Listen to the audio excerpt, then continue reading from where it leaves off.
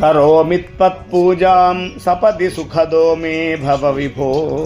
विधित्वं विष्णुत्वं दिशसि खलु तस्याः फलमिति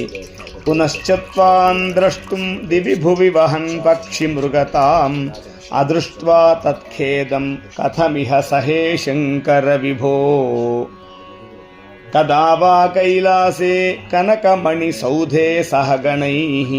वसन् शम्भोरग्रे स्फुटघटितमूर्धाञ्जलिपुटः विभो साम्ब स्वामिन् परमशिव पाहीति निगदन् विधातॄणान् कल्पान् क्षणमिव विनेष्यामि सुखतः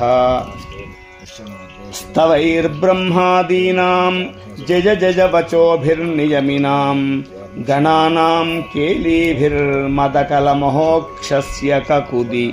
स्थितं नीलग्रीवं तृणजनमुमाश्लिष्टवपुषं कदा त्वां पश्येयं करधृतमृगं खण्डपरशुम्।